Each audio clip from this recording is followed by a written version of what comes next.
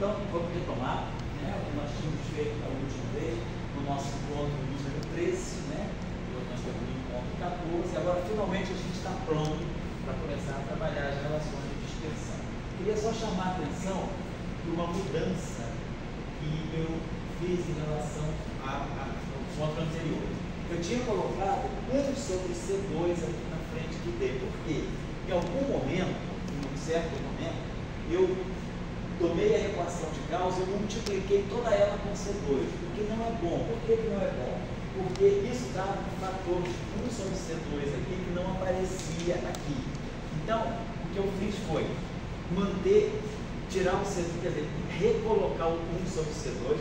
Eu tinha multiplicado todo esse D aqui por um C2. Então o C2 desaparecia aqui, aqui ficava C2, aqui desaparecia, aqui ficava 1 sobre C.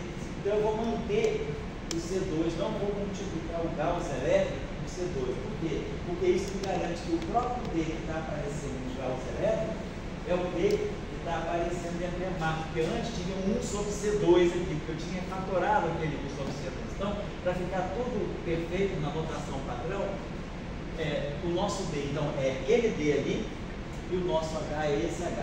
Outra coisa que tinha acontecido, justamente por causa dessa discussão do C, do C2, eu aqui aparecia o C2. Não tem esse C2 para nós agora. Esse C2, então, fica diretamente o corpo.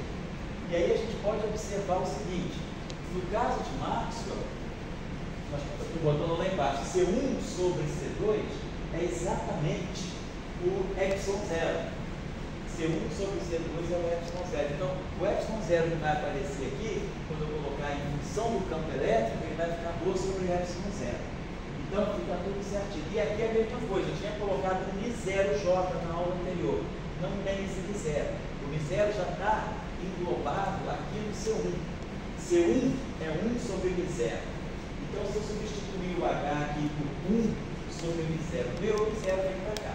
Então, essas são as equações na forma final, sempre pensando. O que nós temos é um lagrangiano eletromagnético genérico, FG, pode ser Bohr-Niffer, pode ser Euler-Heisenberg, pode ser logarítmico, pode ser exponencial, não importa. Ou pode ser mod-max também, L de FG. E aí, nós fazemos a aproximação ao regime linear, linearizando as equações de campo, que ficam dessa forma. Linear se chama por quê? Oi? Por que se chama linear? O regime linear, porque o lagrangiano, a gente linearizou. Quer dizer, quando a gente escreve assim, o lagrangiano depende só de E pequeno ou só de B pequeno. Quer dizer, igual o lagrangiano, as equações de campo, o lagrangiano é quadrático, como a gente mostrou. Ele tem um E ao quadrado, tem B ao quadrado e B escalar E. Mas a equação se chama linearizada porque nós ganhamos uma equação de campo, as equações de campo, que são lineares nos campos, está tudo linear. E você está considerando só campo E e B. E e B pequeno, exatamente. O E0 e o B0 são campos de fundo. Então, eles não são os campos de fundo. Aqui você coloca em rotação da H essa expressão. Isso é o que vem exatamente. O que a gente tinha falado aqui. O que está vindo aqui? Desculpa, eu esqueci de colocar aqui. Perfeito. Não, está certo agora. Eu coloquei errado. Vamos botar aqui de novo. Obrigado por ter chamado a atenção. Aquela equação rotacional de H tem os termos de fundo, porque isso aqui é uma espécie de uma carga induzida pelo fundo que não é constante. Se o fundo não é constante, esse termo aqui não é zero. Olha para aí. A mesma coisa aqui. Eu tenho aqui o mais DD, eu esqueci. Mais DDT de C1 sobre C2 é zero, mais C2 sobre C é zero.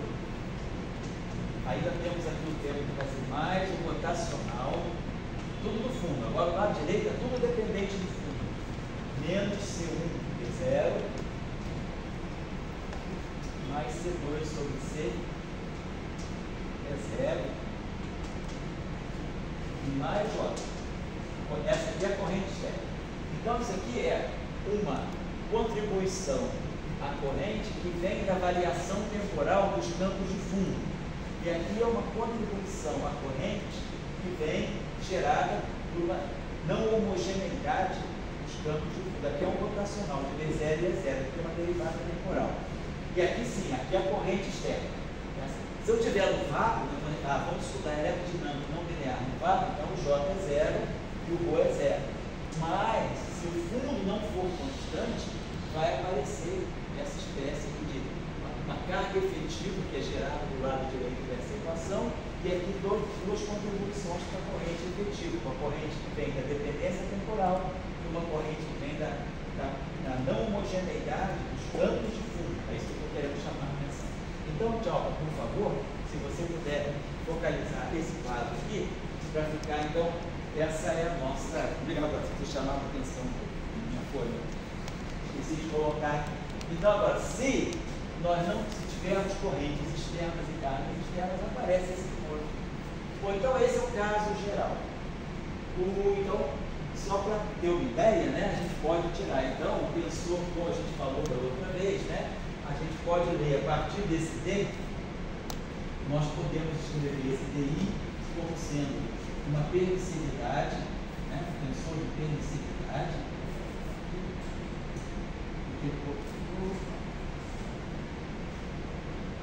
o tensor epsilon IJ EJ mais o tensor zeta IJ BJ.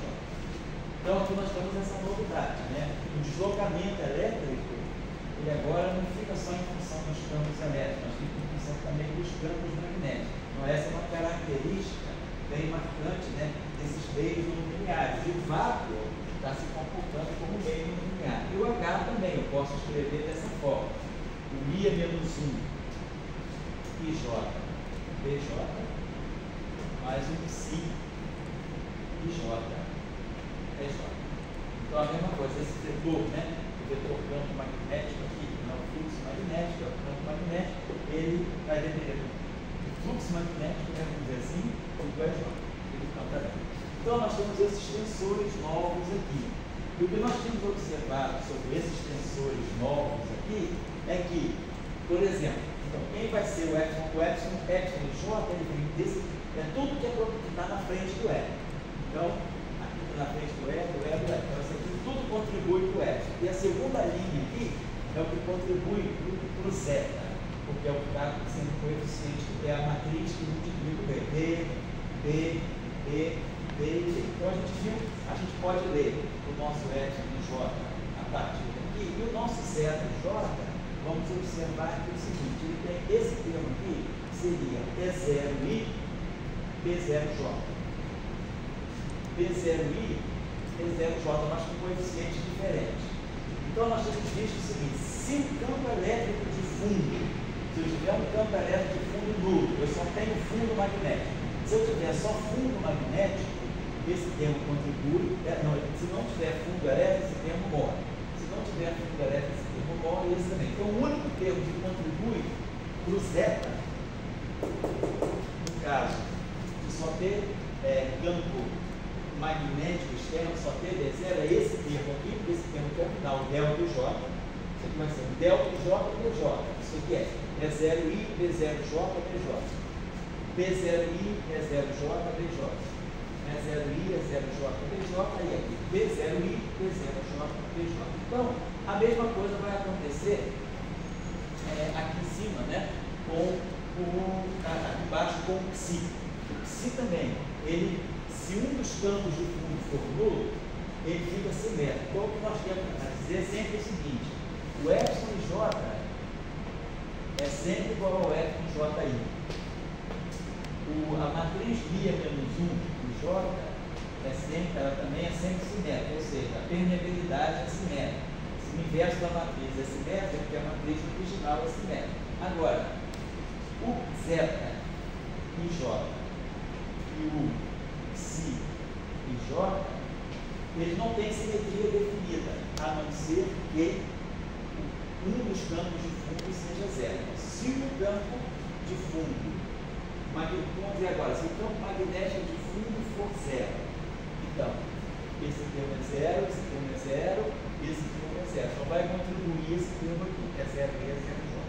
Se o campo de magnético de fundo for zero, zero, zero, zero. Sobra esse termo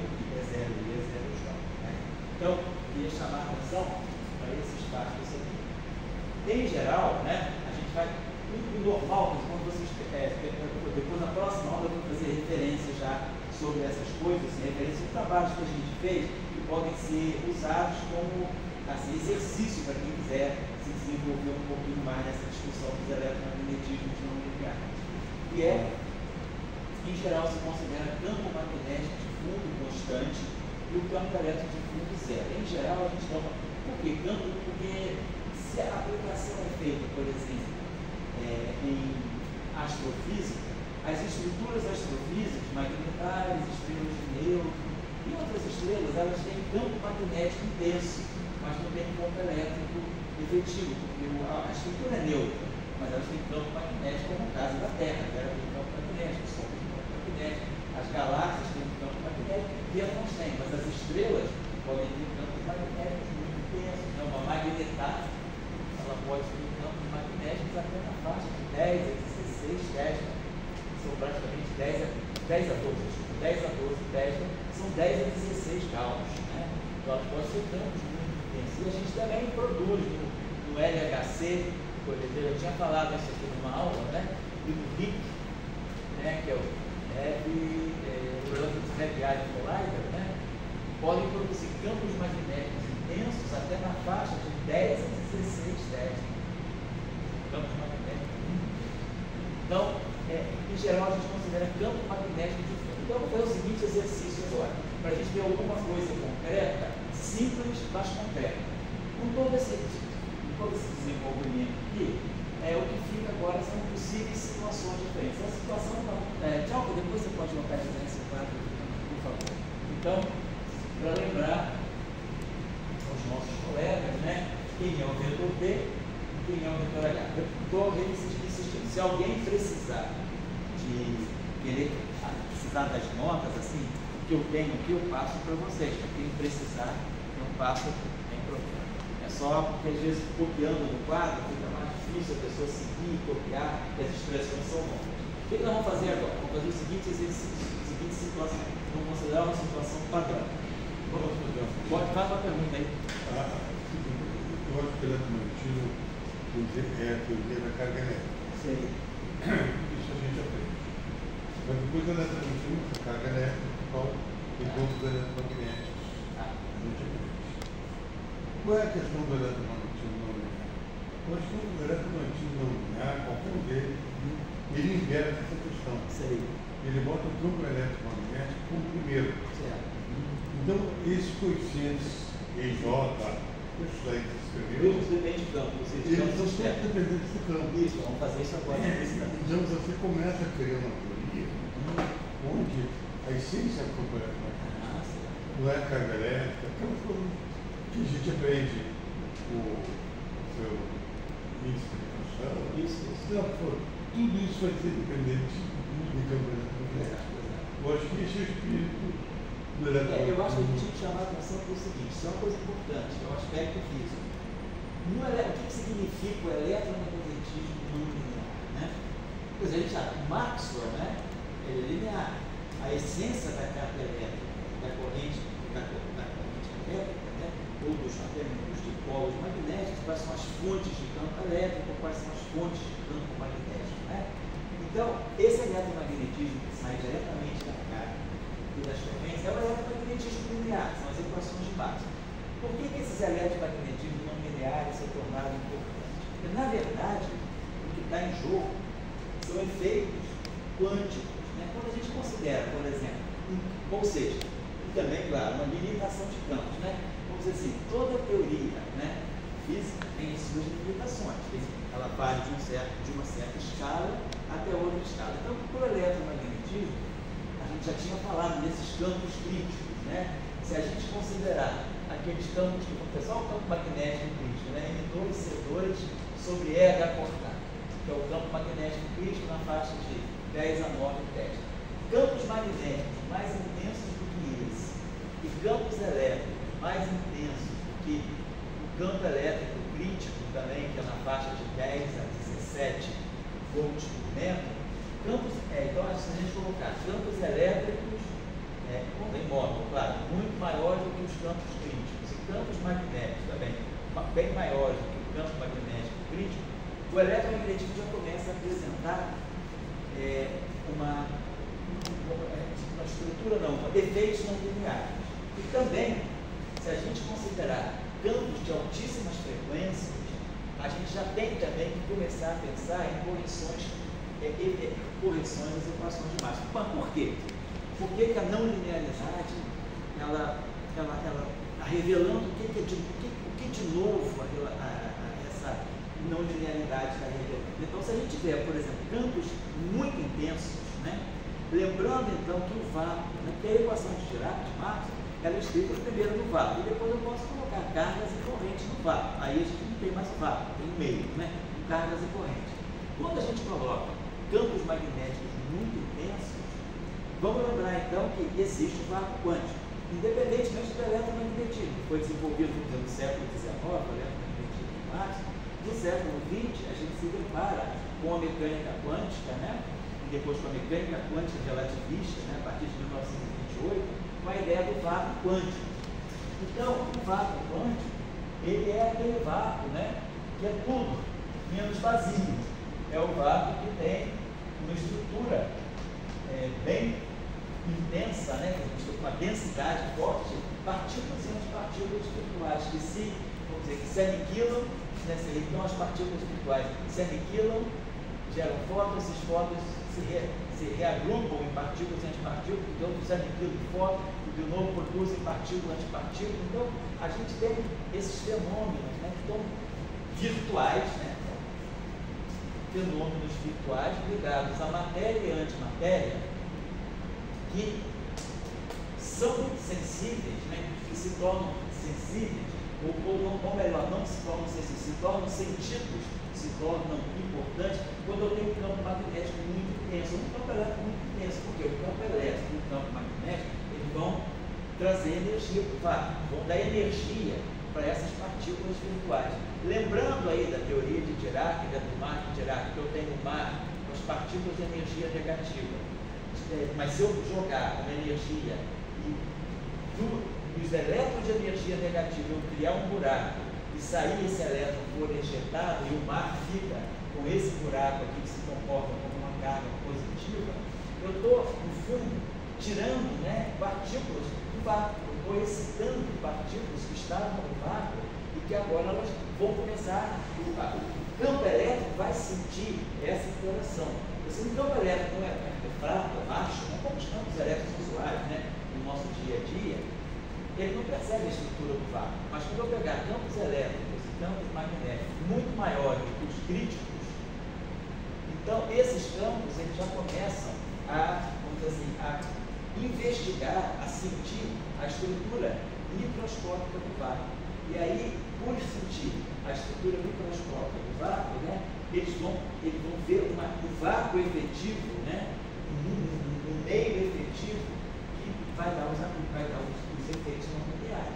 Isso fica muito claro, né, lá em 1936 com a eletrodinâmica de Euler Heisenberg, que justamente, vamos falar aqui na próxima aula, se pegar esse exemplo específico, né, a eletrodinâmica de Euler Heisenberg, ela é uma eletrodinâmica puramente fotônica, então só as equações de Maxwell, sem meio material, mas no vácuo, onde eu já somei nesse vácuo todos os efeitos quânticos dos elétrons e pósitrons virtuais.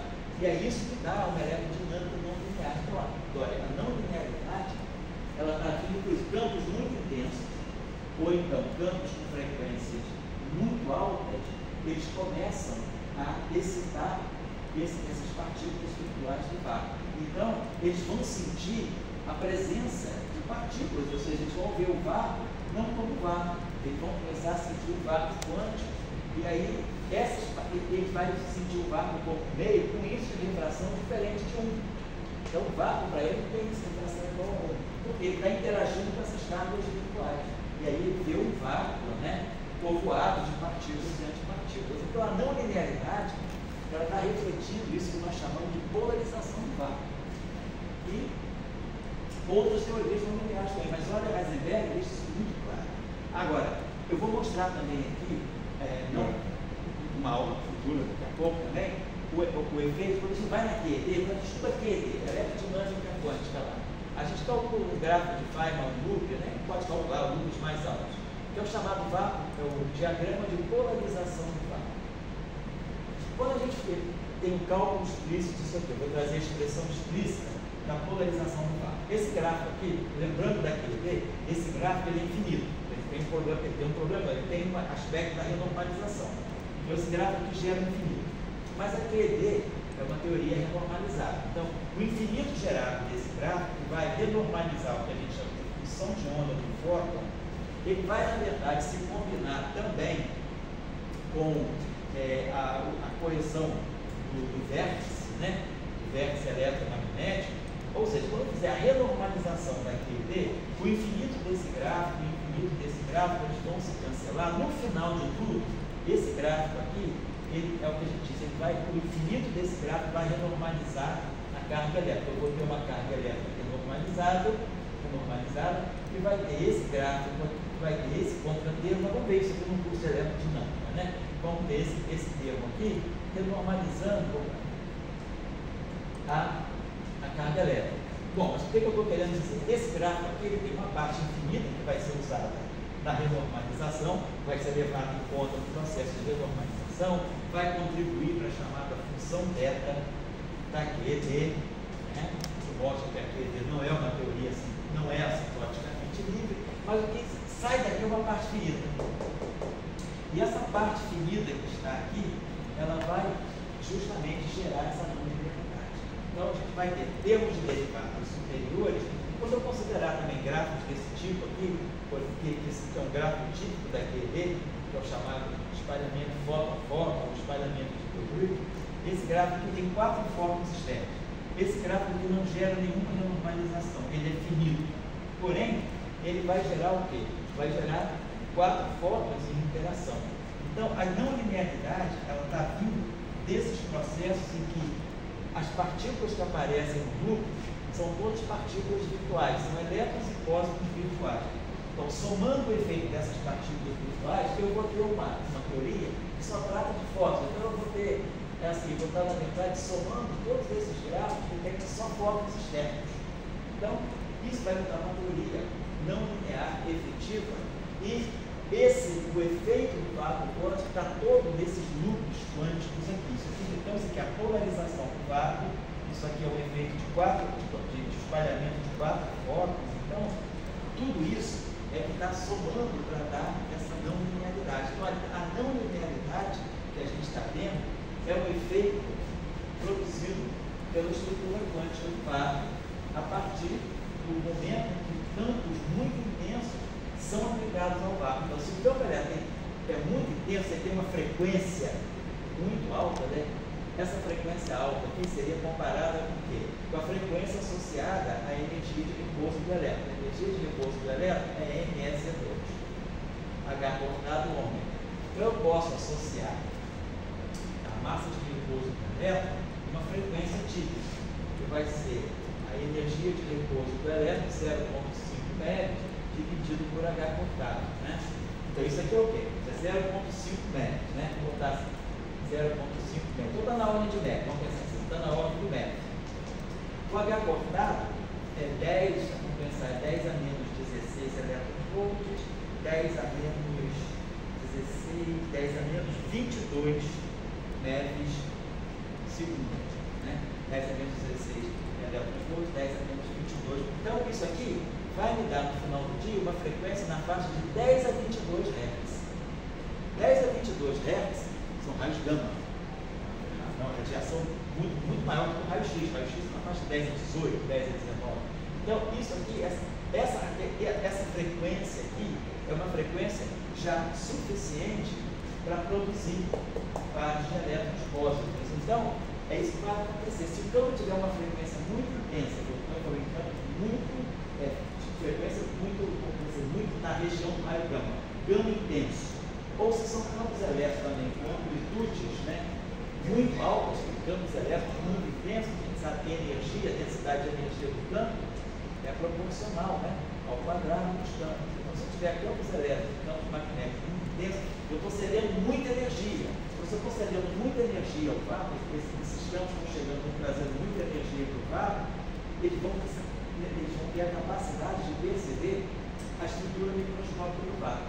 E aí eles vão interagir com as partículas virtuais. E é isso que vai gerar os efeitos não lineares. Essa é a ideia que a gente tem a partir daquele. Então, só para finalizar, já que você vai falar já. Só para então, dizer que a teoria não linear, ela não é não linear por construção. Eu vou construir ela não linear. Quero ver o que é. Não. É um efeito que é gerado, né? Quer dizer, natural. Mesmo que esteja no vácuo, não no meio material, mas no vácuo, o vácuo passa a mimetizar ou a revelar a sua estrutura microscópica através da não linearidade. E aí, só para finalizar, além desse aspecto material, ele pode também vir a apresentar um aspecto metamaterial. Metamateriais são materiais que têm, por exemplo, né, índices de refração negativos. Então, tem muitos efeitos que esse vácuo aqui quântico ele pode revelar a partir, né, aí isso vai depender também do tipo de estrutura não linear que eu vou querer colocar. Qual é a não linearidade mais típica da QED? É o Euler Heisenberg. Mas eu posso ter outras não linearidades que vêm também a partir de outros efeitos quânticos do vácuo da QED. Então, essa é a ideia. Não linearidade, ela está vindo por conta da estrutura quântica do vácuo da QED. Eu tenho uma perspectiva diferente da não linearidade. Sim. No mesmo vácuo Sei. virtual, eu acho que a não linearidade, você que é pós, você é pós, e ela, aquela como a equação do Marx fala que a carga gera campo, o campo se torna primordial. Então, as grandezas físicas, inclusive a carga elétrica, vão depender do campo. Sei. Então, você começa a encontrar uma física a partir do campo. Entendi. Então, estou dizendo o seguinte, no fundo, você como cosmólogo, você estaria dizendo que o Big Bang foi um Big Bang de campos elétricos e magnéticos. Alguma coisa assim. Entendi. Entendendo isso. Tudo começa de campo elétrico e magnético. Qual é o caminho que você está mostrando? Está mostrando lá, para a caixa de pressão vai ter uma massa. Sim. Daí o que está dando? Essa massa vai depender do campo. Então, você não é um controle. Entendeu? Certamente não. Você começou a ver que a massa, a carga elétrica, se você pegar Pode falar. se você pegar essa equação, aquele rho lá, e tal, nada de externo, Sei. fazer um divergente se for mais de J de T lá, essa continuidade, você vai ver que essas equações aí tem um rho e tem um J dependendo de campos. Certo. Então, de alguma maneira, você começa a traduzir que o universo é dependente de campos. Certo. Entendeu? E isso que eu falo para você, você tem que tomar muito cuidado com o Putin.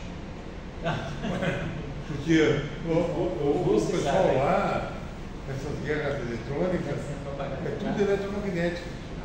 Sim. Eu não sei se falam de não linearidade abertamente, mas é tudo, vamos dizer, você não está falando de massa, entendeu? Eu fico te falando, você não é mais um newtoniano. Não, eu estou entendendo. Você é porque o Maxwell, ele foi além de Newton, na verdade, mas ele preservou carga, né? E aí você está dizendo, não tem carga, só tem campo. Exato. Bom, vamos pensar o seguinte, então nós temos esse conjunto. Vamos fazer agora o seguinte caso, vamos trabalhar num caso simples, então, hipótese de trabalho. Vamos supor que eu tenho uma grande rama, L, que só dependa de F. Então, meu Lagrangiano ele é composto apenas por 1 meio de E2 sobre C2 menos P2. Eu não estou considerando o G. Então, se eu não estou considerando, estou pegando um caso particular. Então, vamos escrever aqui, o que nós escrevemos?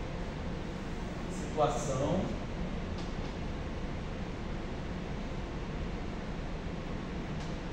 a ser trabalhada. Depois, claro, quem quiser pode trabalhar situações mais complicadas, né? Eu estou olhando uma simples para já mostrar os aspectos que aparecem da elerodinâmica não linear. Vamos considerar considerar que o meu lagrangiano só dependa de f. Então, se ele só depende de f, eu tenho o coeficiente C1, que é a derivada de L em relação a f, ele fica. O coeficiente D1, que é a derivada segunda de L em relação a f, ele fica. Mas agora, o C2, o D2 e o D3 são todos nulos. Porque eu tenho o lagrangiano que só depende de f. C2 é a derivada em relação a g. D2 é a derivada segunda em relação a g. E D3 é a derivada mista em relação a L, a f e a g. Então, esses três coeficientes aqui são zero, que já vai me simplificar uma série de termos ali. E eu vou considerar um outro aspecto, que o campo elétrico externo é zero, não tem campo elétrico externo. Então, o meu vácuo está sujeito apenas a um campo magnético externo B0, que é constante.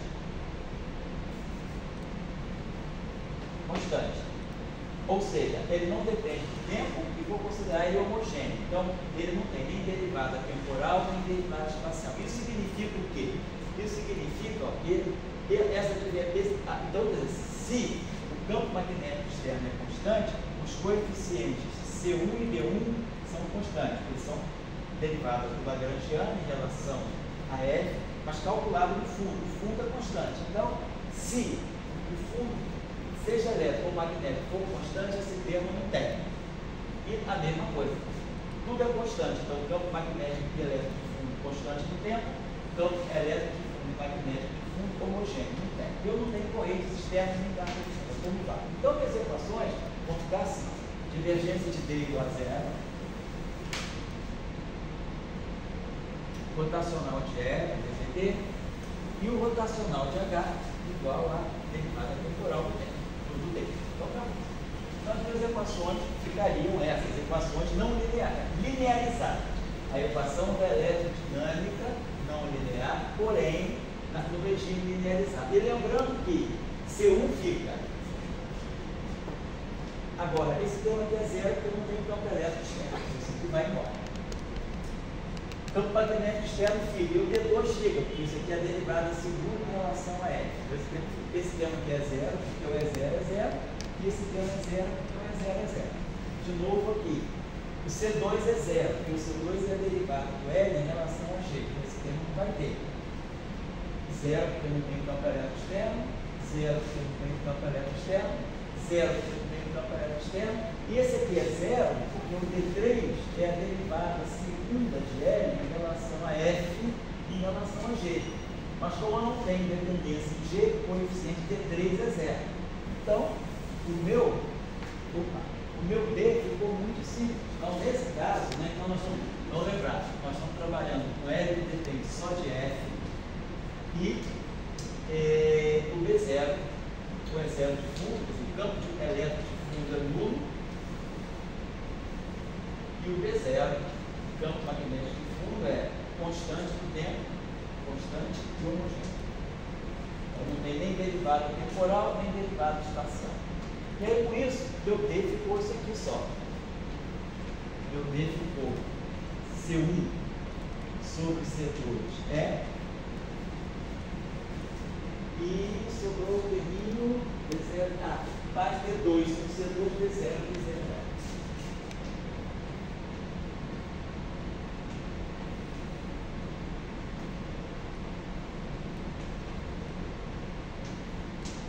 Tá certo. E o meu H, vou fazer a mesma coisa no H. O meu H vai ter o C1B.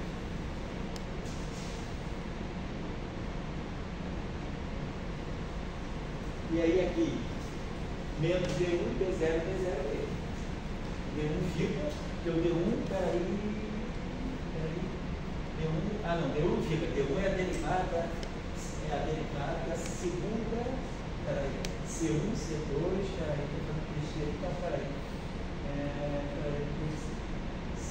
perdão, uma confusão, peraí. D1, peraí, D1, D2, pelas nossas convenções, C1 é derivada em relação a F, C2 é derivada em relação a G.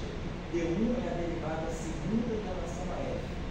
Então, D1 é a derivada segunda em relação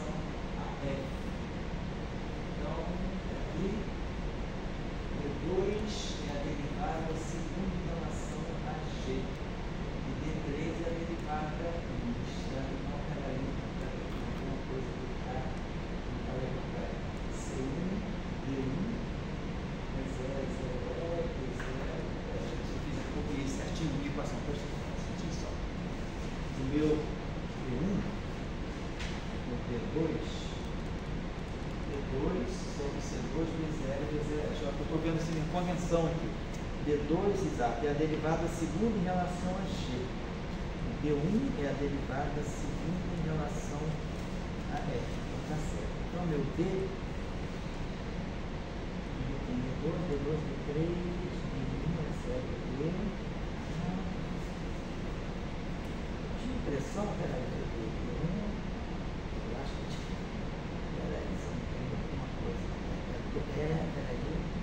É sobre C2, tá certo? Então, eu tenho C2, tá certo?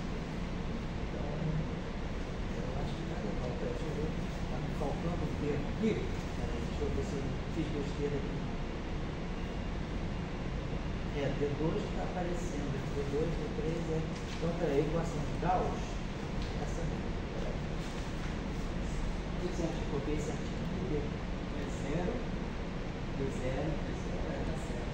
Então é o H que vai ter, tá certo. Tá joia. Então, pera, uma coisinha só. Então, eu tinha feito uma coisa errada aqui. Aqui tá certo. D1 é a derivada segunda em relação a F. Então esse D1 tem, mas o campo elétrico de fundo é 0. O D2 é a derivada segunda em relação ao G, mas nada depende de G, então esse termo aqui é 0. D3 é a derivada mista. E esse D3 aqui também é a derivada mista, então também eles têm. C2 é a derivada em relação a G, não tem. D1, aí aqui esse termo aqui é 0, porque o é 0 é 0. Esse termo é 0, porque o é 0 é 0, esse termo é 0, porque D3, porque esse termo é 0, porque o D3 é 0, e aqui o é 0 é 0. Aqui vai ficar, esse termo fica, então H, então esse termo aqui não tem. O nosso D é simplesmente isso aqui. Agora, o nosso H é mais rico. O nosso H recebe essa contribuição aqui. Porque D1 é a derivada segunda em relação a F. Então, esse termo aqui vai ter C1B menos D1, D0, D0B. Menos D1, D0, B0, escalar B. Então, nós temos essa correção aqui. Não linearidade está me trazendo esse termo aqui, claro, e esse C1 aqui. Aqui só C1 sobre C2 é. Então tá certo. Então eu vou aqui nesse caso H, esse aqui é 0, por quê? Porque o campo elétrico de fundo é 0 e o D2 também é a derivada segunda em relação a G. D3 é a derivada mista, vai ser 0. C2 é 0, porque não tem G.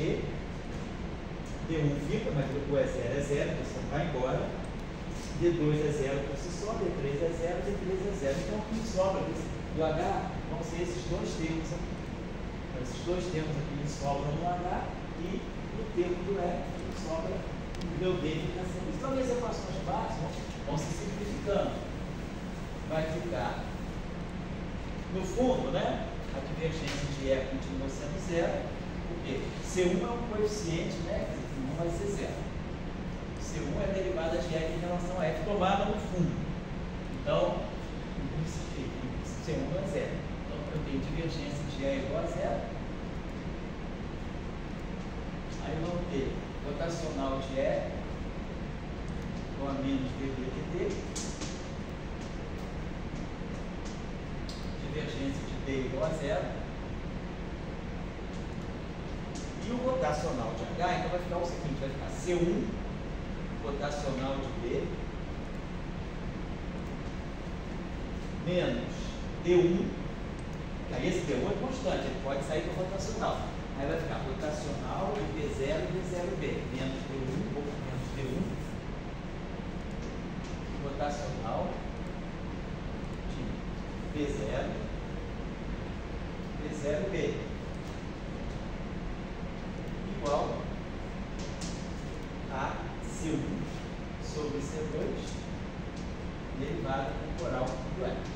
Então, eu substituí. Então, depois que a gente pegar o caso específico, né, a dependência do Lagrangiano em relação a FG vai fixar os coeficientes. E se eu tenho campo elétrico, campo magnético externo, tudo bem. Se eu tivesse também, se eu tivesse um campo elétrico externo, esse termo aqui sobreviveria. Porque esse termo é derivado de L em relação a F, e aí esse termo sobreviveria. Então, nesse caso nós estamos trabalhando é só o campo magnético externo. E aí, então, só esses termos contribuem. Então, a equação de Bhatt, eu vou passar elas para cá. Então, vou passar para a gente trabalhar nesse quadro aqui. Então, aí, quer dizer, agora a gente pode buscar situações diferentes. Posso supor um lagrangiano que depende de F, de G, mas só tenha campo magnético externo.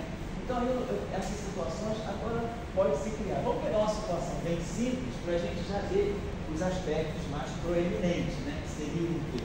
Seria a relação de dispersão e a dependência dos índices de refração, da velocidade do campo magnético externo. Mas, claro, como tarefa, né, podem ficar outras situações. Eu vou pegar, nós vamos retomar as equações básicas.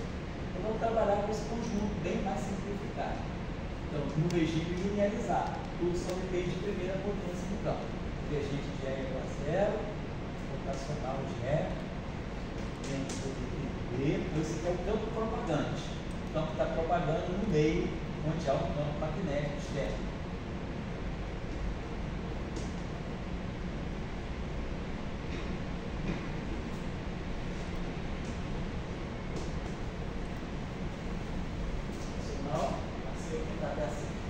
C1 rotacional, deixa lá o C1 rotacional de B.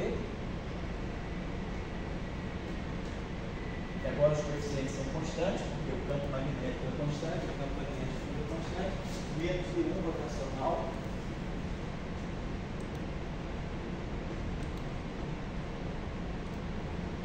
D0 também é constante, né? Então ele vai sair do rotacional depois, D0 escalar B. Quem vai ficar dentro do rotacional é esse Dzinho. Isso aqui, então, a C1 sobre C2 derivada temporal do L. Perfeito. Então, a não linearidade, quer dizer, o fato do L depender do F, está dentro do C1 e está dentro do D1. E o campo magnético externo está aqui. Então, vamos agora pensar. Temos uma solução, como a gente já viu, um conjunto de equações lineares, né? Acopladas, tudo bem, mas lineares. Então, eu vou pegar a solução. Para ver a relação de dispersão geral, sem olhar a birefringência, que a gente pode fazer na próxima aula, pois só para olhar a relação de dispersão. Vamos pegar uma onda plana, como a gente faz, complexa. Já tira a relação de dispersão. Então, vamos pegar o nosso E, é um E0, a amplitude exponencial de kx, né? Vamos passar para o espaço de Fourier, passar para o espaço das frequências. E o B é a mesma coisa. B, na próxima vez a gente vai pegar uma solução mais específica, de ponta plana, aberta, para a gente ver polarização, para poder ver a birefringência.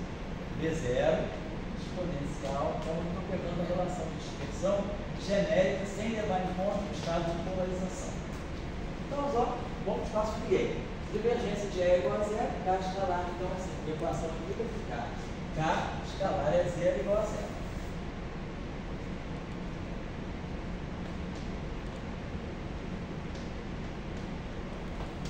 Essa equação aqui vai ficar, já estamos fazendo prática disso, I, K, vetor é zero, igual a, esse menos aqui vai pegar o menos i ômega, e ômega é zero. Vai ficar K vetor é zero, igual a ômega é zero. K vetor é zero, igual a ômega d0. Aqui, K d0 igual a zero.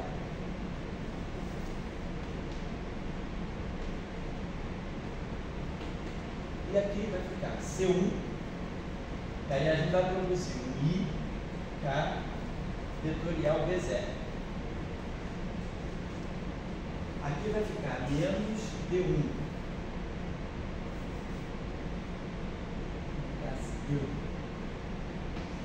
Agora vamos colocar esse termo aqui, vai ficar o seguinte.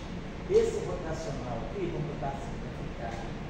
Ele vai produzir aqui, vamos botar assim, aqui esse aqui é constante, esse aqui é constante. Aqui nós temos aquela exponencial, B0, né? Vai ser aqui, né?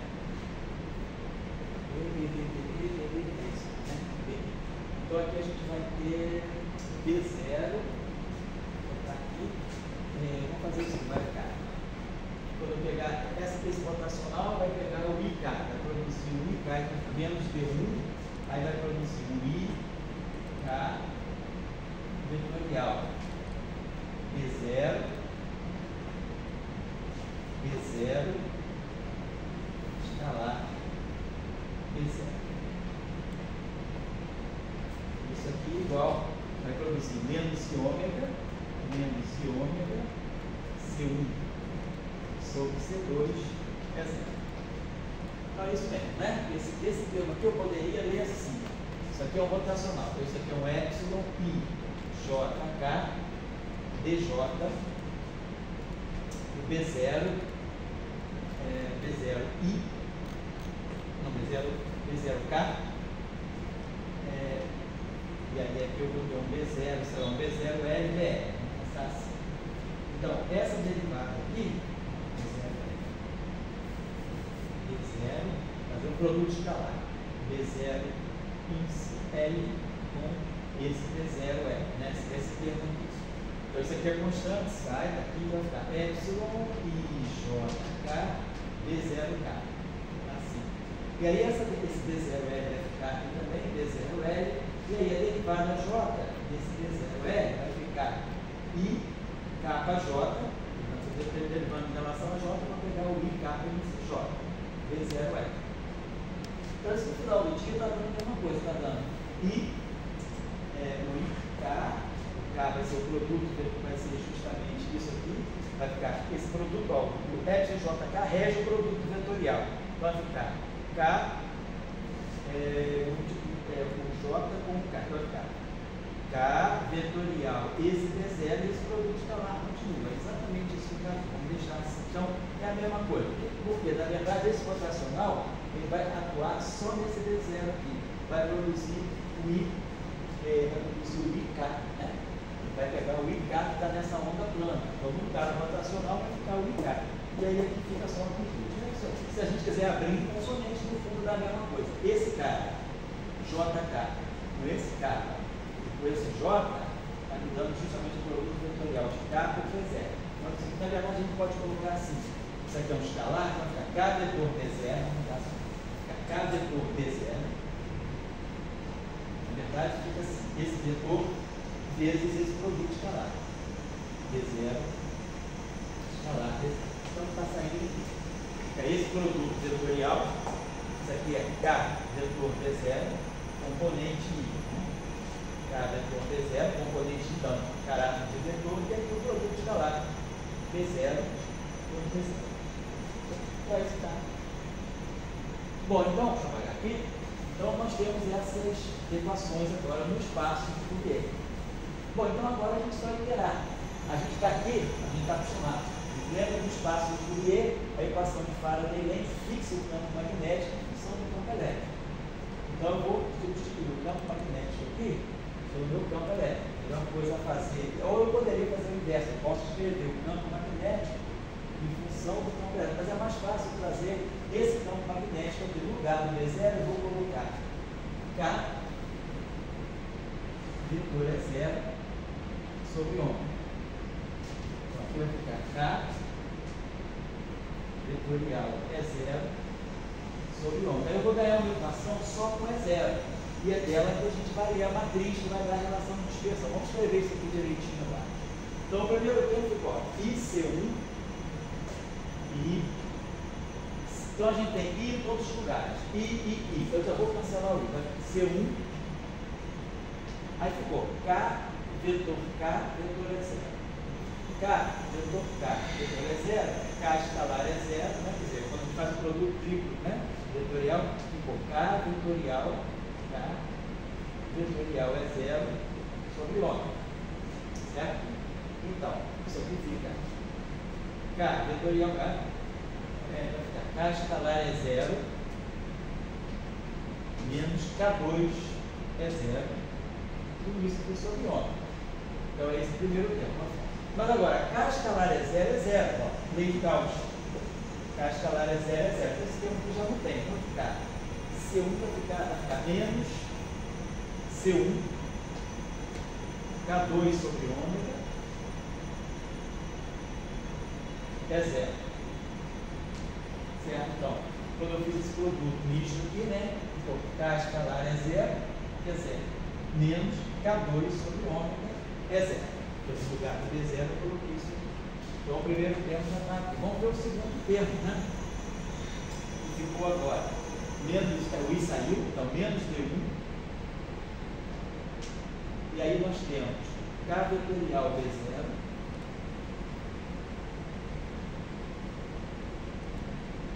Vetor aqui, né? K vetorial B0. E aqui nós vamos ter esse. Então esse aqui vamos colocar assim, K vetorial B0. E aí aqui a gente vai ter B0 escalar. K vetorial é 0 sobre ômega. Então, portanto, isso aqui. Menos D1, K vetorial é 0, e aí B escalar, K vetorial é 0 sobre ômega. Isso aqui é igual a menos ômega sobre C2, C1 é 0. Então, vamos multiplicar toda essa equação por ômega. Tem esse ômega aqui que eu posso sair. Tem esse ômega aqui que eu posso aqui, e aqui vai ficar menos ômega 2, sobre C2. Então, vai ficar. Vamos pegar esses termos aqui. Então, esse termo aqui vai se juntar com esse. Vou botar tudo do lado direito. Do lado esquerdo. Vai ficar ômega 2 sobre C2, menos K2 vezes C1. Então, ômega 2 sobre C2, menos K2 vezes C1. E o depois multiplicado é 0. Ele vezes é 0. Estou pegando. Ômega 2 sobre C2, menos K2, vezes C1, tudo isso vezes C0. Esse termo já foi, esse termo já foi. E vamos trabalhar esse termo aqui. Ficou menos. Agora aqui, pode pensar o seguinte. Quando tem esse produto misto, A escalar B vetor C, é B escalar C vetor A, que é igual a C escalar esse vezes esse. Né? Esse, vamos dizer, A, B, C, B, C, A, C, A, B. Então, esse termo misto aqui eu posso escrever assim. É 0, vetor, é 0 escalar, A, B, C, B, C, A, C, A, B. Então, B0, vetor K. Então, eu estou só fazendo essa brincadeira. Por quê? Para isolar o E0, eu quero fatorar esse E0. Esse E0 está preso aqui nesse produto misto, né? Mas a gente tem a propriedade do produto misto. A escalar B vetor C é igual a B escalar C vetor A, que é igual a C escalar A vetor B. Então, C escalar A vetor B. B0, K é 0, K é 0, B0 é 0, B0, K. Então, agora, B0 vetor K é menos K vetor B0. Então, eu posso juntar esses dois, esse termo aqui, vai dar um quadrado, vai ficar, e esse sinalmente vai desaparecer, porque esse produto vetorial tem um sinal invertido em relação a isso. Então, vai ficar mais D1 K vetorial B0 ao quadrado, K vetorial B0 ao quadrado, vai ficar esse K vai escalar esse, né? Vai ficar K vetorial, isso aqui só, isso aqui tudo está certo, K é 0, escalar, então tá, isso aqui é um produto, isso aqui é um escalar, isso aqui que é o vetor, vamos botar o segundo, deixar como K, vai ficar E0, então deixa eu melhorar essa equação, vai ficar meio ruim de copiar, vou botar ela só uma tela aqui, vou manter o K vetor B0, isso, e aqui ficou B0, K vetor B0, escalar é 0. Isso igual a, tudo isso aqui igual a 0. Isso. Eu trouxe esse termo para cá, então esse termo aqui foi para lá, vamos escrever essa equação de uma forma bonitinha. Está meio mal escrito. Vamos botar então a equação que nós tiramos, no final de tudo, só para botar ela bem destacada, vai ser essa. Daqui vai sair a nossa relação de dispersão. Ômega 2 sobre C2 menos K2, C1 é 0. E aqui nós vamos ter mais D1. E esse aqui é que dá o caráter vetorial dessa equação. Então nós vamos verificar essa equação, é uma equação vetorial. K vetor é 0. Isso é o vetor. Agora isso aqui é o escalar. K vetorial B0 escalar é zero. Tudo isso é igual a zero. Então agora eu posso escrever essa equação de uma forma matricial. Vamos pensar que essa equação pode ser escrita, vamos escrever essa equação assim agora. Vai ficar assim, ômega 2 sobre C2 menos K2 vetor, aí o coeficiente C1 é 0 i, então eu vou botar aqui um delta e J. E aí esse termo que está aqui vai ficar mais D1, aí vai ficar K vetor B0 i K vetor B0 J, tudo isso é 0J igual a zero. Então, só recapitular. Isso aqui é uma equação matricial. Então, isso aqui é a componente I desse vetor, que é a componente I desse vetor. Então, isso aqui é 0I, mas eu fatorei o J. Então, o delta de J é 0J, me dá justamente o 0I. E aqui, quem tem o índice I de vetor é esse cara. Esse cara, K vetor é 0I. Esse cara aqui está contraído com esse, ó. KB0J é 0J, isso aqui é esse produto escalar. Então, esse produto escalar está aqui, representado dessa forma, e esse é 0i está aqui através do delta. Então, a gente ganhou essa matriz. A matriz da relação de dispersão está explicitada agora em função do campo magnético externo completamente. O coeficiente C1 depende do campo magnético externo, o coeficiente D1 depende do campo magnético externo, e o campo magnético externo está presente também a partir dessa projeção, desse vetor aqui que está dando a direção ortogonal, a direção de propagação, que é o B0. Então, ficou assim, a nossa matriz NJ ficou ômega 2 sobre C2 menos K2 C1 delta J. Depois o outro termo mais o coeficiente D1, que é a derivada segunda em relação a F, K vetorial B0 índice I, K vetorial B0 índice J, tudo isso. Vamos lembrar o seguinte, se eu não tivesse a não linearidade, se a não linearidade tiver ausência, eu reproduzo o máximo, porque se não tiver, se não houver não linearidade, D1 é zero. E o C1, no caso de Max, é 1 sobre 0. Então a relação de dispersão vai ser ômega 2 sobre C2 igual a K2, que sai Max bonitinho. O que está trabalhando o máximo agora é isso aqui. Então a equação que nós tiramos a partir de Ampère máximo é essa aqui. NJ é 0J igual a 0. Usando aquele nosso argumento de sempre.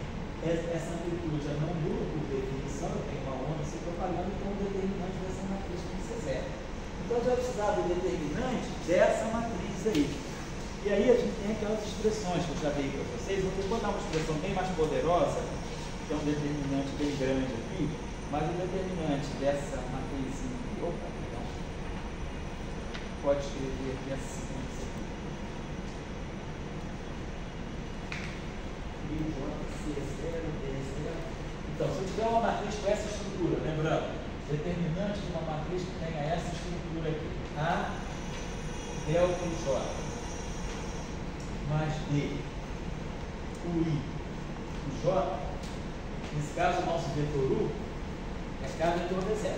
Se eu tiver uma matriz com essa estrutura aqui, esse determinante aqui vai dar para nós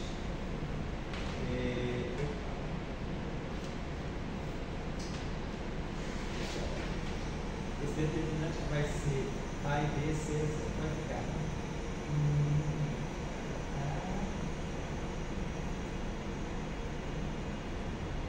A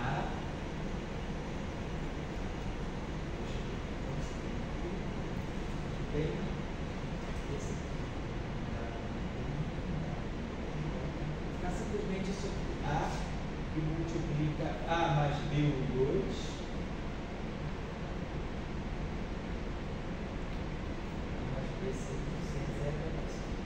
então, esse determinante aqui, A ao quadrado, A mais BU ao quadrado quadrado, esse vetor do U ao quadrado, depois o outro termo que apareceria seria, eu estou uma expressão mais geral que você é zero, então esse termo desaparece, não tem. Aí aqui todo esse W aqui é zero, não tem, aqui tem W, aqui tem W. Aí depois eu dou uma expressão geral para vocês, que fica uma coisa que aparece sempre nas relações de expressão, eu tentei trabalhar a relação mais geral possível. Mas esse determinante para nós é só isso. A2, então ficou ômega 2 sobre C2 menos K2. Esse é o determinante dessa matriz aqui. Então, a relação de dispersão, a nossa relação de dispersão, ela sai daqui. Determinante de M igual a zero. E aí o determinante de M igual a zero, agora eu posso apagar aqui.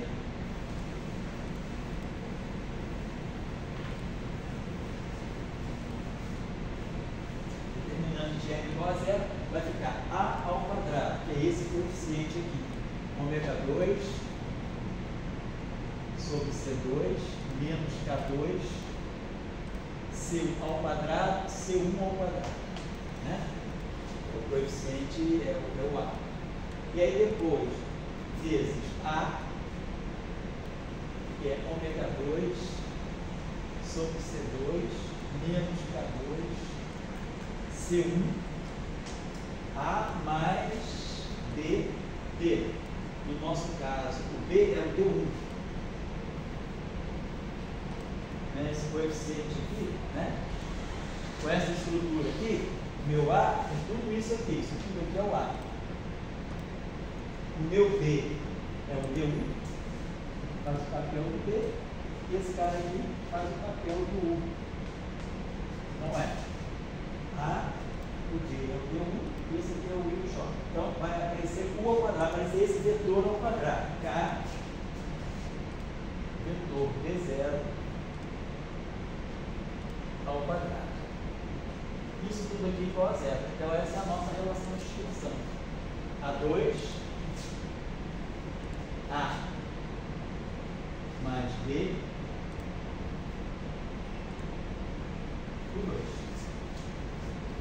Então, uma solução. Ômega 2 C1 não é zero, então esse coeficiente aqui nunca é zero. No caso de parte, C1 é 1 sobre zero, então C1 nunca é zero. Ômega 2 sobre C2, então, uma primeira solução, quer dizer, eu tenho a relação de dispersão 1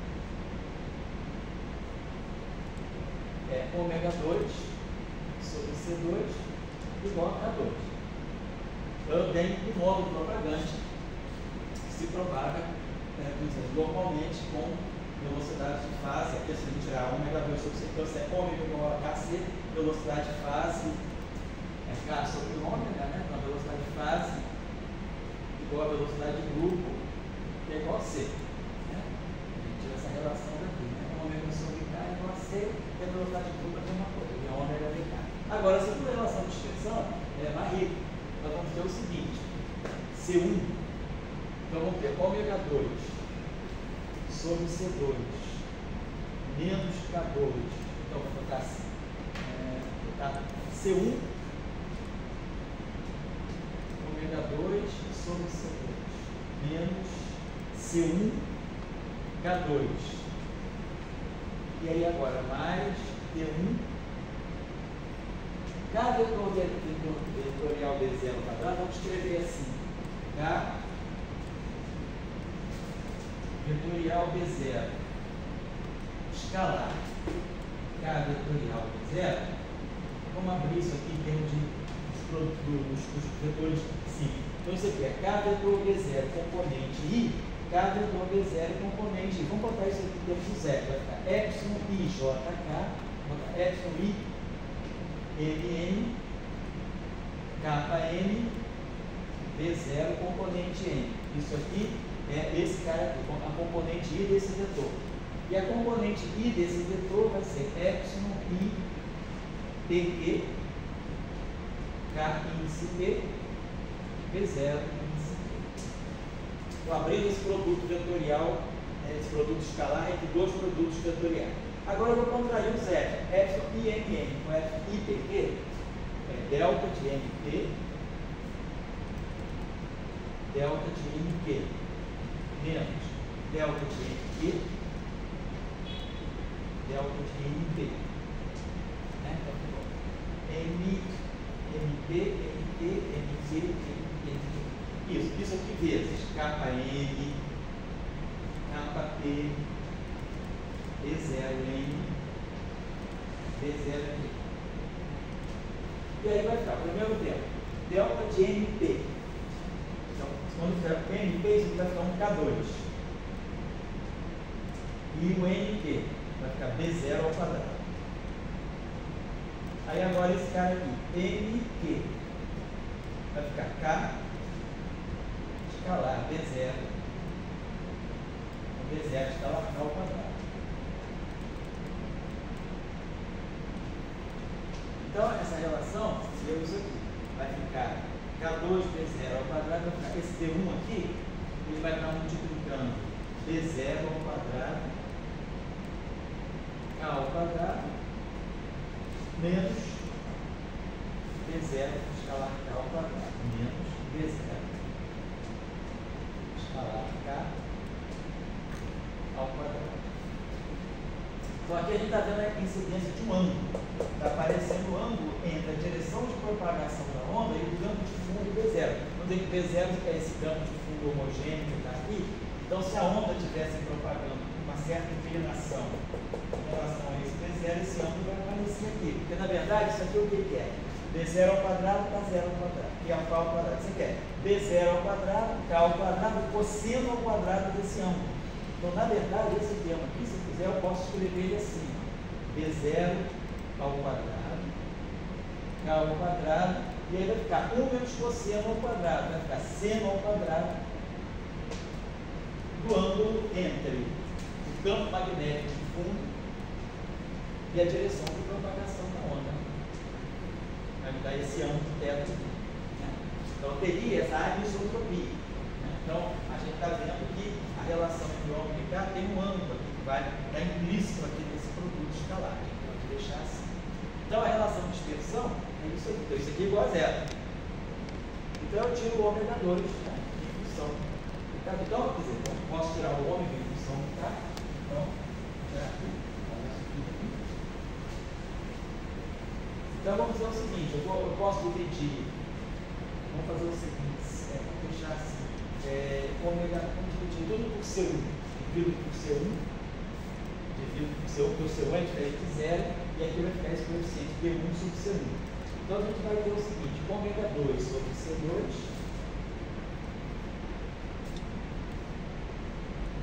é igual a K2 menos B1 sobre C1.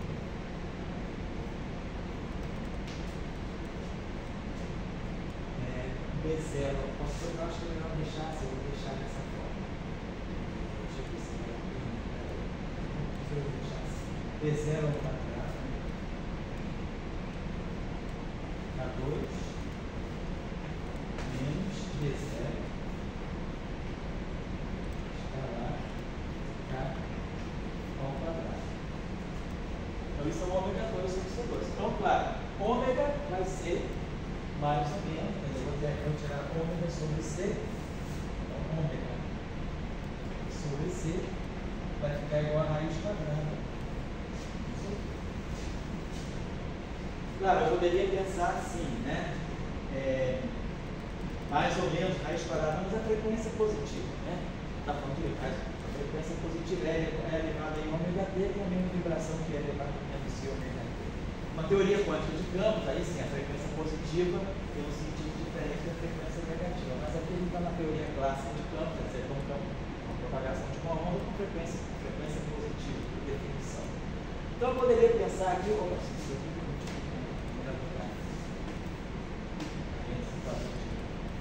se quiser eu posso fazer o seguinte também, eu posso escrever isso aqui e ficar assim: ômega sobre C igual a módulo de K. Agora esse K2. E aí vai ficar o seguinte: raiz quadrada de 1 menos D1 sobre C1. D1 sobre C1 E aí eu fatorei o K2, então ficou. E aí eu vou deixar aqui P1 sobre C1, aí vai ficar aqui B0 ao quadrado. E aí aqui, olha só, eu tirei isso aqui, é B0 ao quadrado, K2, B0 ao quadrado, K2, cosseno ao quadrado. Então isso aqui é B0 ao quadrado, K2, seno ao quadrado. Eu tirei o K da raiz e aqui ficou um seno ao quadrado do ângulo θ, esse ângulo entre a direção de propagação e o fundo B0. Então a gente está vendo o seguinte, se eu tiver Maxwell, acabou, ó, D1 é zero. Então eu tenho ômega igual a K vezes C. Então a velocidade de fase, que é ômega sobre kappa, né? A velocidade de fase vai ser velocidade de fase. E na verdade, não pode olhar direto o índice, a velocidade de fase é só dividir ômega por K. Então vai ficar C vezes isso aqui. E o índice de refração, né? Lembrar, o índice de refração é C sobre a velocidade de fase. Mas a velocidade de fase é ômega sobre K. Então é K sobre ômega, o índice de refração é CK sobre ômega. Então o índice de refração vai ficar C vezes K dividido por ômega,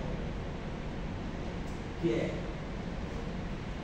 C. É só fazer o contrário, vamos fazer o contrário. Eu quero obter K sobre ômega. Né? Então, K. Vou botar aqui o índice de refração. C vezes K sobre ômega. Então, CK sobre ômega é o inverso disso aqui. Vai ficar 1. Mais ou menos, né? Esse aqui é, se eu quiser, bota esse C aqui. Então, CK sobre ômega é isso. É 1 sobre essa raiz quadrada. Essa velocidade 1 menos D1 sobre C1, D0 ao quadrado, C1 ao quadrado.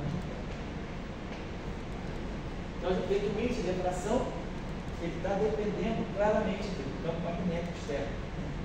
E, claro, completamente, porque aqui tem campo magnético externo, no D1 tem campo magnético externo, no C1 tem campo magnético externo.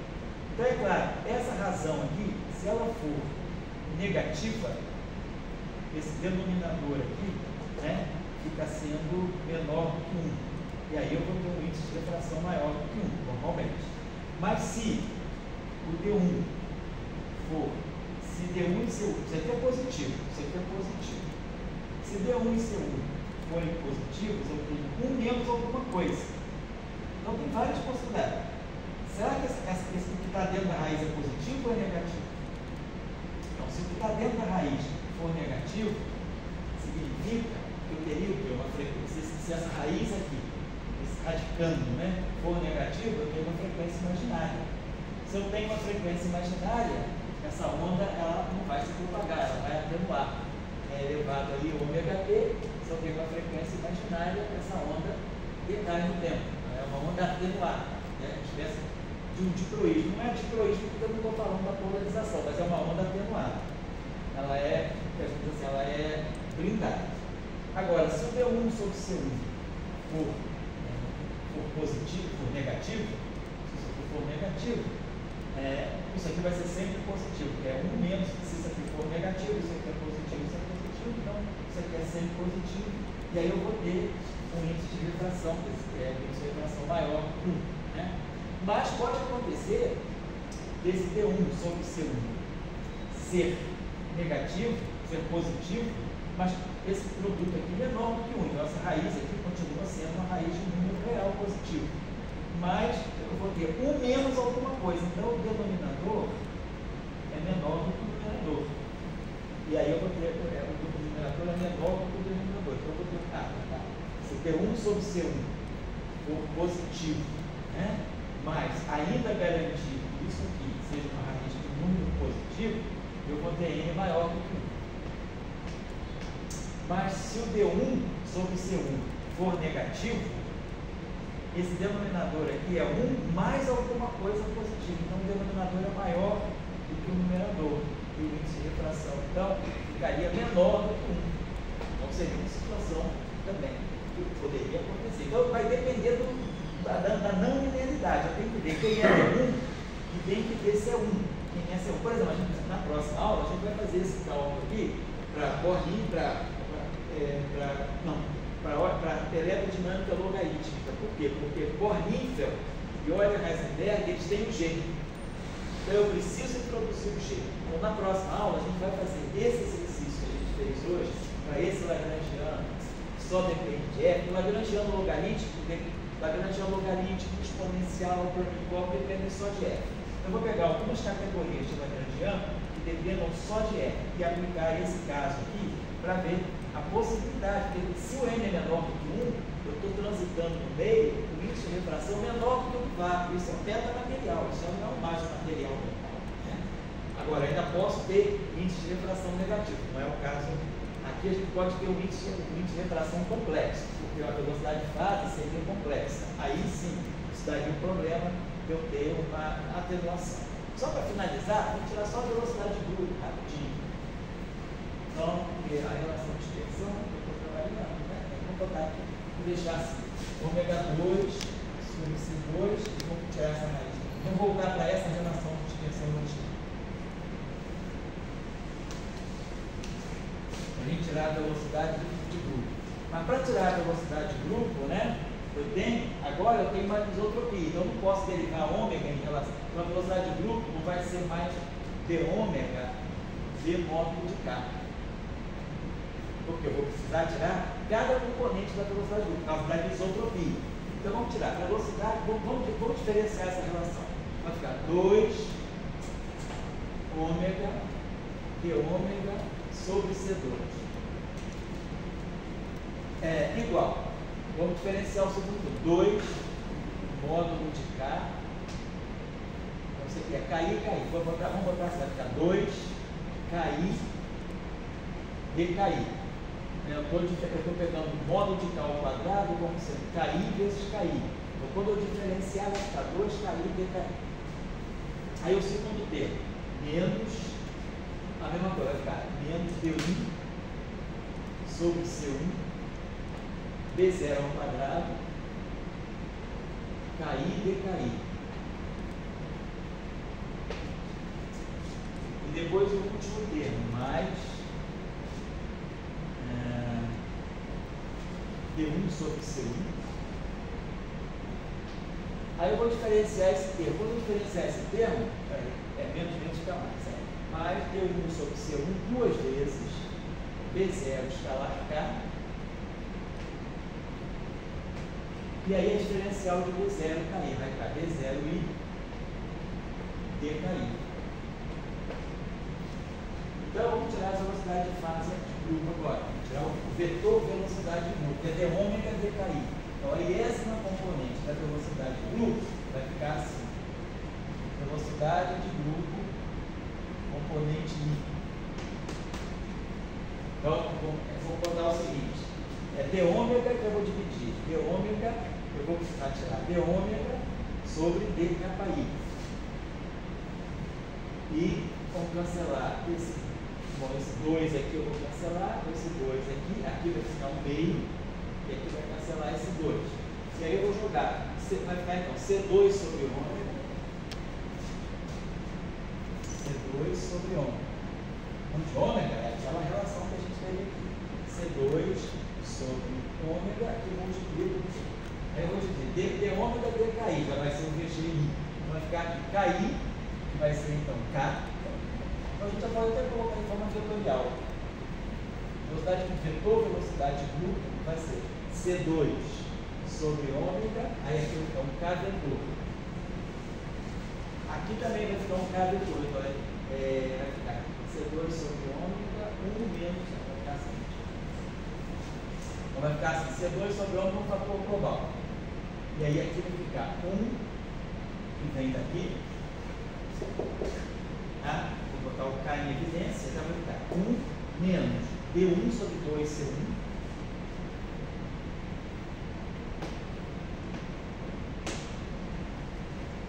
D0 ao quadrado. Tudo isso aqui multiplicando o vetor K. Esse termo 1, botei o K em evidência, então ficou 1 menos D1 sobre 2C1 D0 E depois vai aparecer esse termo novo aqui, que vai ser o C2 sobre o ômega global, T1 sobre C1.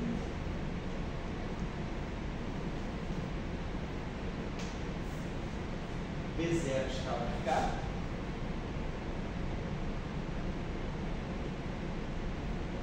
Que é o ângulo, justamente a anisotropia, mas na direção do B0 isso. Na direção do B0.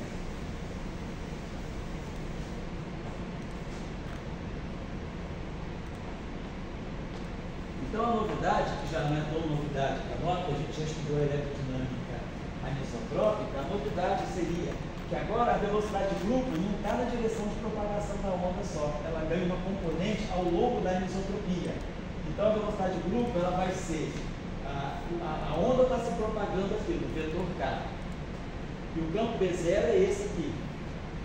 Então a velocidade de grupo ela vai estar aqui, vai ser uma combinação linear desse K com esse vetor B0. Ela não tá, se não houvesse na não linearidade, V1 é zero. Então esse termo morre. Daí eu teria a velocidade de grupo exatamente na direção do K. Agora não, a anisotropia ela encurva, né? Desculpa, ela encurva não. Ela inclina, né? Inclina em relação à direção de propagação da onda, ela inclina, ela é inclinada pelo vetor B0. Então, é só uma coisinha que agora, isso é o vetor da velocidade de grupo. Agora eu tenho que tirar o módulo da velocidade de grupo. Fica como exercício, tem que tirar o módulo desse vetor. Então o produto escalar dele foi o quê? O módulo da velocidade de grupo vai ser a raiz quadrada da velocidade de grupo escalar velocidade de grupo. E aí, vocês devem demonstrar que o módulo da velocidade de grupo é menor que isso. Aqui só olhar uma questão de dimensão, né? Porque a velocidade de grupo ela vai ter esse C aqui, e K sobre o ômega e dimensão de velocidade. Tá certo? Esse termo aqui é adimensional. Então, D1, B0 ao quadrado, sobre C1, fica adimensional. Porque D1, se a gente lembra bem, ele era Joule por metro cúbico, né? Dividido, D1 é derivado do L em relação a F ao quadrado, né? Então, ele tem isso. O C1 é a derivada do L em relação a F. Então, esse cara aqui multiplicado por um campo magnético ao quadrado, tira esse campo aqui e aí vai ficar adimensional. Então, essa grandeza aqui, isso aqui, a gente pode ver pelas dimensões, isso aqui por construção é adimensional. A mesma coisa vai acontecer aqui. Esse D1 B0 ao quadrado mata a dimensão do C. Então, isso tudo aqui é adimensional. Então, está tudo certinho. Então, eu posso, até se quiser, posso escrever assim. A velocidade de grupo sobre C é igual a 1 sobre ômega, isso aqui, vezes C. Assim. Então, a velocidade de grupo sobre C, não, a velocidade de grupo é adimensional. Né? A velocidade de grupo sobre C é adimensional. Tá certo, né? CK sobre ômega é adimensional. Então, está tudo certo. CK sobre ômega é adimensional. CK, ômega igual a K, então isso aqui seria, estaria todo o tempo de velocidade de grupo, estaria dando o seguinte. Peraí. Estaria dando velocidade de grupo sobre C2, né? Só para uma vez ter a dimensão, a gente tem ômega 2 sobre C2 igual a K2, etc. Então, 2 ômega de ômega sobre C2. Isso, né? Também velocidade de grupo sobre C2. Então, velocidade de grupo sobre C2. Não está legal. Velocidade de grupo sobre C, perfeito. Então, se eu fizer isso aqui, está legal. Por quê? Kc sobre ômega é adimensional. Isso aqui tem que ser adimensional, isso aqui é V sobre C. E essa dimensão aqui está certinho, porque isso aqui é a dimensão de K vezes C sobre ômega, que é adimensional. Tá legal. Então, eu posso calcular isso aqui, né? Então, ver que isso aqui, tirando o módulo da velocidade de grupo agora, ou seja, se quiser, eu posso deixar a velocidade de grupo como estava, só para comparar. A velocidade de grupo como estava é C2 sobre ômega, e aí faço o produto escalar dessa velocidade de grupo por ela mesmo, tiro a raiz quadrada para ligar o módulo da velocidade de grupo, que vai ser menor que C, pode ser calculado. Então, o índice de refração, quando nós obtivemos um índice de refração, que depende do campo magnético externo, não só do campo magnético externo, mas depende também do ângulo, né, entre a direção de propagação da onda e o campo magnético externo. E tirar uma velocidade U também vai depender desse ângulo, tá aqui, ó. A presença da anisotropia é muito importante, né? E aí a gente vê, dependendo do coeficiente D1 sobre C1, aquela discussão que nós tivemos sobre a positividade, a gente vai poder ter índice de refração maior que 1, índice de refração menor que 1 e índice de refração imaginário, puramente imaginário, né? Vamos colocar assim, imaginário. E aí o índice de refração imaginário, ele vai levar a uma atenuação da onda, a onda não se propaga, ela morre logo, né? Uma onda evanescente. Então, isso aí é o papel do campo magnético externo. Na próxima vez, a gente vai pegar, então, esse caso que a gente estudou hoje, né? Vamos pegar explicitamente para a eletrodinâmica logarítmica. Então, a gente vai ver a eletrodinâmica, ver como é que ficam essas relações no caso da eletrodinâmica logarítmica. E depois, a gente, só para finalizar essa parte, né, de não linearidade, a gente vai trabalhar o caso de, por exemplo, Euler, Heisenberg e von Neumann. Por que vai ser interessante? Porque nesse caso eu tenho dependência em F e em G. Então eu vou ter, em princípio, os coeficientes C1, C2, D1, D2 e D3. O que vai me simplificar a vida é tomar só um campo magnético externo.